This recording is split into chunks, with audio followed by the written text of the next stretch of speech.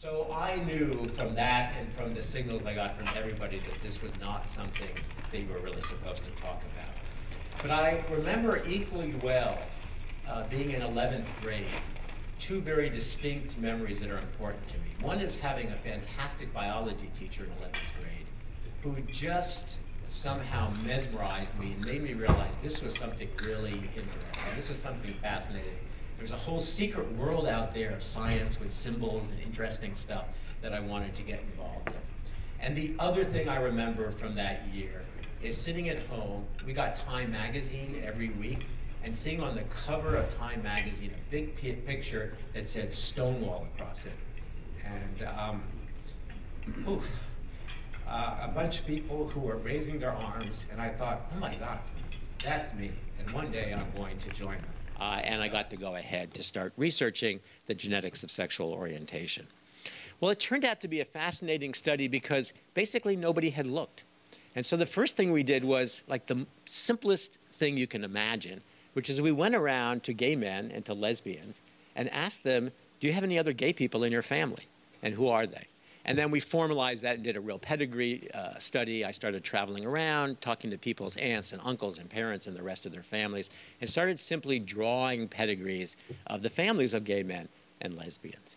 And it only took about a year or so to collect enough data to see there was something really interesting, which is not only did gay people have more gay relatives in their families than you would expect by chance, meaning something is being transmitted in the family, but when you looked at the families of gay men, most of those gay relatives were on the mother's side of the family.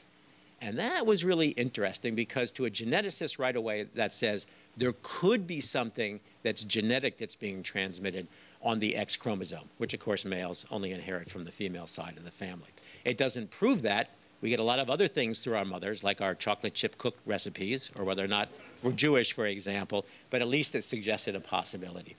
And by that time, the technology had advanced to the point where we are actually able to set up a DNA study, get a whole bunch of families where there were two gay brothers, and start mapping their DNA up along the X chromosome. That, again, only took a year or so. And when we got the linkage results, we were somewhat surprised and very interested to find that there was a significant linkage in one particular region of the X chromosome. But the interesting question for this conference is, well, what did you tell reporters about yourself? Were you out of the closet or not?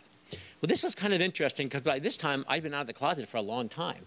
Everybody knew I was gay. My boss at the NIH knew, Tony Fauci knew, the White House knew. But what had happened was that about 6 months before our work came out, another gay scientist, Simon LeVay, had announced his research on the hypothalamus, a very important and interesting study.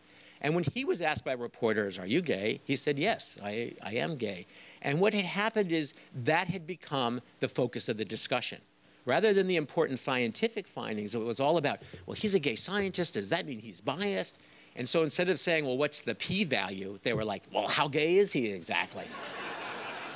And as I thought about it, I realized that this was a direction of the conversation that was driven by the anti-gay forces. And they were delighted that he was out of the closet because it meant that they could completely discount the research and they could just say he was nothing but an activist who was pushing the homosexual agenda. No matter how good the data was, no matter how convincing the science was, that became the argument. So, okay, I do want to give you just a brief update on the science because people are often curious. There's good news and interesting news. The good news is that since 1993, there have now been many large population-based studies on the role of genetics in sexual orientation, and that data has completely confirmed that being gay or lesbian is indeed a partially heritable trait. There's substantial genetic loading.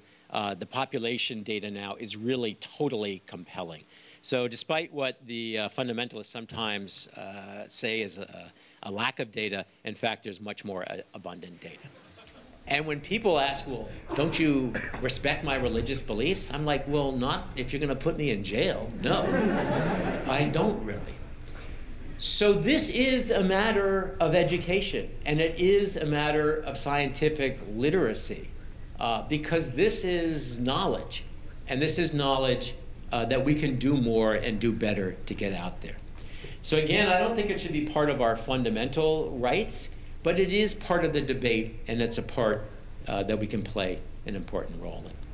So likewise, I think the greatest activism that we can do as scientists is to draw in not other gay people, but to draw in our allies. And I believe that there are many of those allies, especially in science, where people are rational and people are thoughtful. They may not yet know that they're allies because they may not know that they have gay colleagues or that this is an issue.